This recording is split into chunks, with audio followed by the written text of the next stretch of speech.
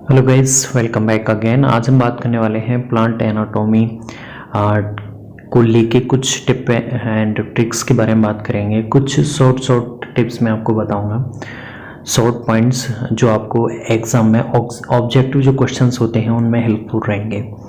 Xylem में आपने पढ़ा होगा, हमारे जो जटिल समन्वय ऊतक होते हैं जिसमें जाइलम और फ्लोएम आता है, वो चार अपने तत्वों से मिलकर बने होते हैं। जाइलम में बात करें तो वो मिलकर बना होता है आपके वेसल्स, वाहिकाएं, ट्रैकेट्स, जाइलम मृदुतक और जाइलम तंतु। अगर हम बात करें फ्लोएम बना होता है वो चालनी सेल्स, कंपेनियन सेल्स, फ्लोएम तंतु और फ्लोएम मृदुतक। अगर हम बात करें हेबरलैंड नाम के साइंटिस्ट ने इनके लिए इनके ग्रुप वे में कुछ नए टर्म दी थी, जैसे वाहिकाएं और वाहिनिकाओं को यानी वेसल्स और ट्रैकेट्स को ऐड करके उन्होंने बताया था, उसे हेड्रोम बोल लेंगे। और फ्लोएम की चालनी सेल्स को जो उन्होंने साथ में मिलके बोला उसे बोला लेप्टोम। अगर आपसे कभी पूछा जाता है कि हेबरलैंड ने हेड्रोम किसके बारे में बताया था, तो वो जाइलमी तत्वों के बारे में बताया था, और लेप्टोम किसके बारे में बताया था, फ्लोएम के चालनी तत्वों के बारे में बताया था। उन्होंने एक तरह से उन्हें सम्मिलित वे में उन्हें ये नाम दिया था। अब याद कर सकते हैं, वाहिकाओं से आपके वाटर सम्मिलित होता है, ट्रांसपोर्ट होता है। अगर हम बात करें आवृतबीजी जो एंजियोस्पर्म होते हैं उनमें मुख्य जल सम्मिलनी तत्व होता है आपका वाहिकाएं, और जिम्नोस्पर्म में होता है वाहिनिकाएं।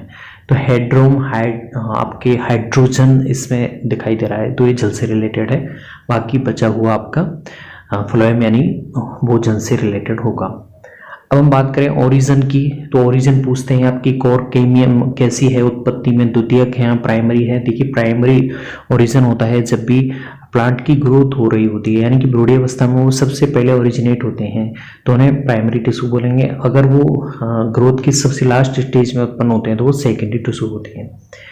ठीक है, अब विभजोतक वृद्धि करने के अकॉर्डिंग के हिसाब से उन्हें 3 पार्ट में डिवाइड कर सकते हैं आप, जैसे एपिकल मेरिस्टेम है, इंटरकैलरी मेरिस्टेम है, या फिर लेटरल मेरिस्टेम है।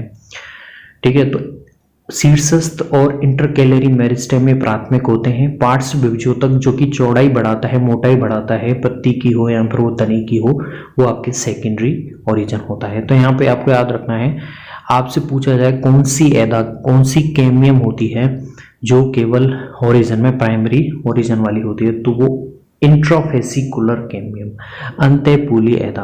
बाकी सारी एदाएं होती हैं वो कैसी होती हैं, ओरिजिन में सेकेंडरी होती हैं, यानी ग्रोथ के सबसे लास्ट स्टेज में बनती हैं।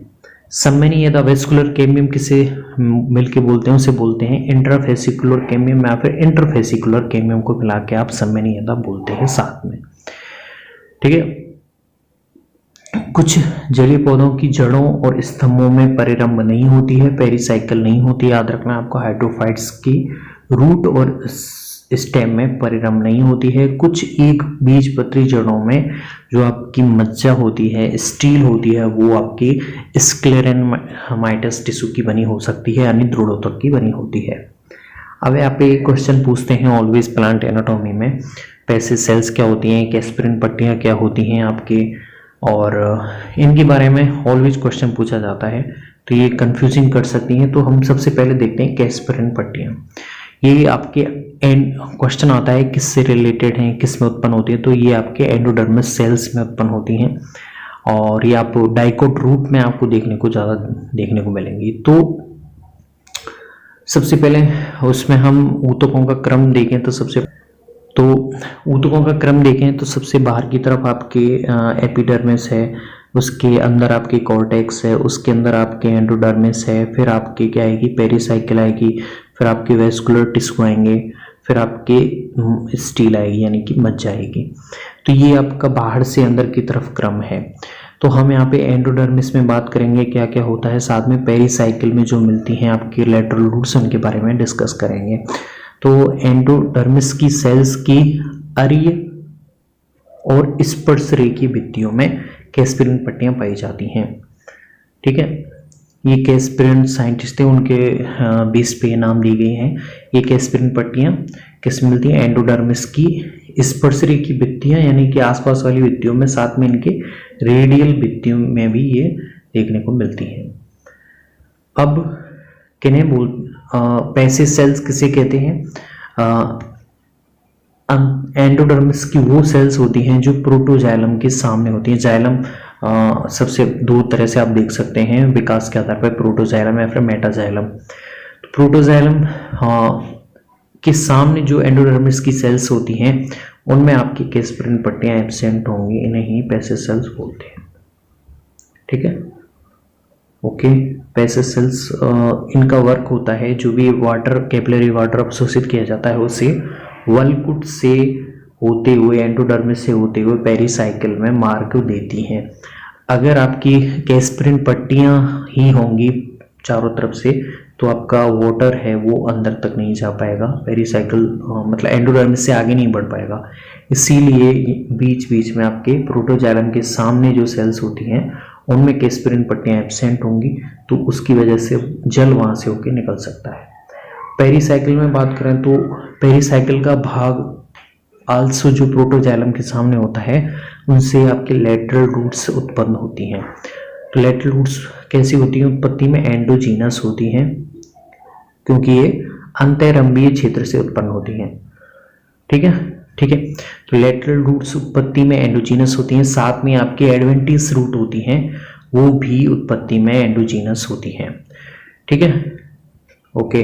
पेरिसाइकिल किससे रिलेटेड है? आपके लेटरल रूट से रिलेटेड है, और एंडोडर्मिस से रिलेटेड क्या है? आपके पेसेज सेल्स हैं और केस्परिन पट्टियां हैं। अब हम आते हैं पत्तियों की तरफ। तो देखिए पृष्ठाधारी पत्तियां जिन्हें आप बोलते हैं डॉर्सी वेंट्रल, ये कैसी होती हैं? पत्तियां इस तरह से होती हैं, यानी कि तने पे समकोण पे लगी होती हैं इस तरह से।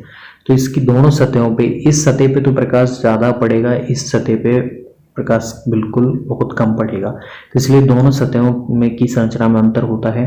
यहाँ पे आपके रंध्र नहीं मिलेंगे, निचली सतह पे रंध्र ज़्यादा मिलते हैं। ये मोस्टली आपके डाइकोट प्लांट में देखने को मिलती हैं, लेकिन कुछ ऐसे मोनोकोट प्लांट होते हैं जैसे यूकेलिप्टस नेरियम, इनमें भी इस तरह की पत्तियां देखी जा सकती हैं।